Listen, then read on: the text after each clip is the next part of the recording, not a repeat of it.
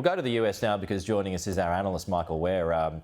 Michael, I saw you have a laugh, and who couldn't when he opened that invitation from the King to say, hey, do you want to come over and have another state visit? And of course he said yes, but I'm wondering, because the cynic in me thinks as we are trying to get a tariff exemption, the UK is trying to as well. So Starmer's come across with his invitation for a state visit and say, now, about those tariffs, would that be a point behind the scenes, Michael? Yeah, one wonders, and frankly, one has to admit an invitation from the Australian Prime Minister isn't quite the same as an invitation from His Royal Highness the King. And yeah, while we're talking about, US and Australian tariff relationships, I mean, as you mentioned earlier, I personally found it deeply troubling that the President of the United States didn't recognise what the AUKUS agreement was with our deal with the Brits and the Americans to develop nuclear submarines. So clearly Australia is not at the front of President Trump's mind. Okay. Does he get a pass, though? Because imagine, Donald Trump is obviously a busy guy, right? And he's got people from all different countries. He's got deals that he's trying to work out. All of a sudden, there's this acronym that comes out of the blue that he just needs a reminder on. Is that fair enough? Well, I suppose so. I would expect more of a commander-in-chief, to be honest, given that this is one of the largest military infrastructure deals that America is engaged in. But, that aside, yes, the president does have a lot on his plate. And quite frankly, Australia is, always battling to be a middle power. Our significance has risen because of our location in Asia. God forbid war breaks out and the Chinese take out Guam, Australia becomes America's forward operating base.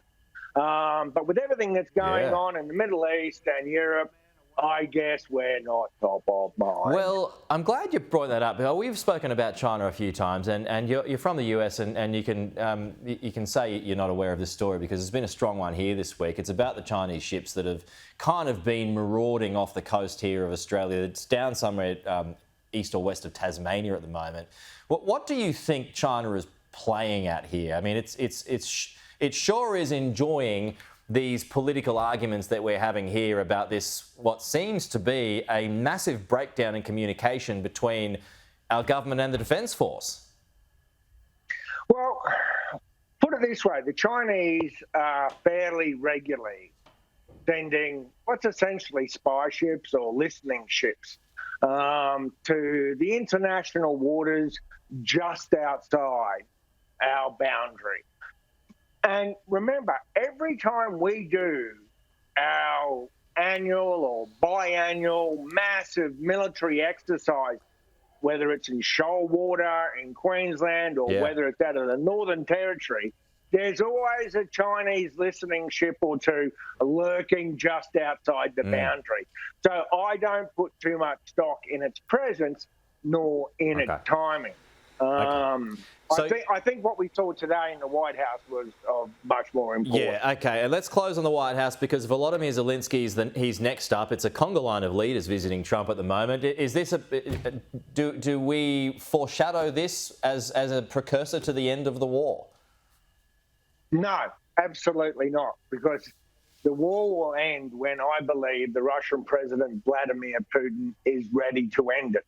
What we saw today with the British Prime Minister, I think, was a repetition of the message that was brought by the French President just a few days ago and will be reiterated by the Ukrainian President tomorrow. What you noted Prime Minister Starmer banging on and on and on about is, thank you for creating an opportunity to begin talks for a peace deal. But the peace deal's got to be lasting. We've got to back the Ukrainians up.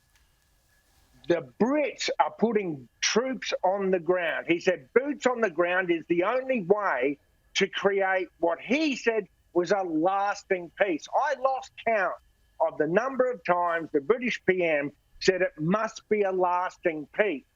Now, all that boils down to the real question that was asked twice but dodged. If there's British troops and other NATO troops on the ground trying to enforce a peace deal in Ukraine and they get hit or attacked by Russians, will America come in to help them under Article 5 of the NATO agreement? And President Trump dodged that. He was constantly pressured by the British Prime Minister for US backing, a US backstop.